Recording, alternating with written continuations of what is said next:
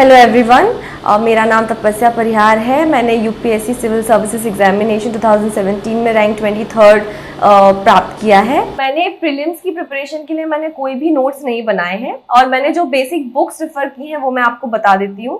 Polity के लिए मैंने सिर्फ एक बुक पे मैं स्टिक की हूँ, वो है लक्ष्मीकांत एंड वो बेसिक बुक भी है और वो रेफरेंस बुक भी है। तो पॉलिटी के लिए मुझे नहीं लगता कि आपको कोई और बुक पढ़ने की जरूरत है। हाँ, करंट अफेयर्स के लिए जो बुकलेट्स आती हैं वो मैं आपको बाद में बताऊंगी, वो पॉलिटी को सप्लीमेंट करेंगे, लेकिन लक्ष्मीकांत सफिशिएंट है।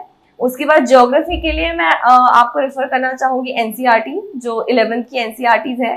और आप चाहें, आपको यदि लग रहा है कि बेसिक नॉलेज बहुत कम है तो आप 6th स्टैंडर्ड की एनसीईआरटी से शुरू कर सकते हैं। तो आपका ज्योग्राफी बेसिकली सारा एनसीईआरटीज में कवर हो जाएगा, लेकिन आपको जीसी लियोंग भी रेफर करना चाहूंगी, जो आपको थोड़ा कुछ टॉपिक्स हैं जिनके लिए उसमें थोड़ा एक्स्ट्रा नॉलेज दिया हुआ है। फर्स्ट अटेम्प्ट में जो मैंने पाया कि मैंने जो सबसे बड़ी गलती की वो ये की कि मैंने जो कोचिंग क्लास ज्वाइन की थी मैं पूरी तरह से उस पर डिपेंड हो गई। और ये कोचिंग क्लास की गलती नहीं है, पर ये मेरी गलती थी कि मैंने पूरी तरह से अपने आप को उस पर डिपेंडेंट किया। मुझे लगा कि वो सारी चीजें मुझे पढ़ा देंगी जो एग्जाम में आती है, लेकिन जिस तरह से आपको पता है कि प्रीलिम्स का पैटर्न बहुत डायनामिक है, तो कोचिंग क्लास भी नहीं प्रिडिक्ट कर सकते हैं। उसके लिए सबसे ज्यादा जरूरी है कि आप अच्छे से सेल्फ स्टडी करें और आपको जो कॉन्सेप्ट्स है हर टॉपिक के बारे में वो क्लियर होने चाहिए। यदि कॉन्सेप्ट्स आपके क्लियर हैं तो किसी भी तरह से कोई क्वेश्चन आता है तो आपको उसको सॉल्व करने की एबिलिटी होनी चाहिए। तो पहली गलती मैंने ये की कि मैं पूरी तरह से डिपेंड हो गई कोचिंग क्लास के ऊपर। और दूसरा ये कि मैं किसी भी स्ट्रैटेजी के बिना चल रही थी।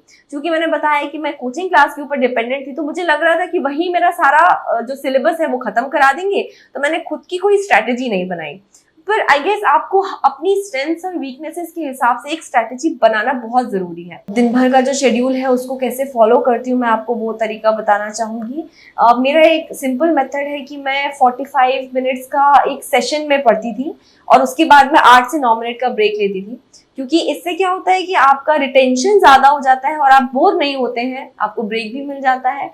और इसके लिए मैं एक ऐप यूज करती हूँ, गुड टाइम ऐप, जो आपको गूगल प्ले स्टोर पे अवेलेबल है। It's basically a Pomodoro clock, जो आपका जो सेशंस हैं वो ट्रैक करता है, आपको हर सेशन के बारे में इन्फॉर्म करता है, नोटिफाई करता है, और ब्रेक्स के बारे में नोटिफाई करता है। इससे दो चीजें होती हैं, एक तो आपका कॉन्सेंट्रेशन पूरी तरह से उस सेशन में सिर्फ पढ़ाई पे होता है, और दूसरी चीज ये होती है कि आपको एक ट्रैक रहता है दिन भर में कि हाँ आपने कितने सेशन पढ़ाई की है और आपने कितना टाइम एक्चुअली दिया है पढ़ने के लिए। इंटरव्यू की प्रिपरेशन में मुझे लगता है कि मैंने बहुत गलतियां की थी।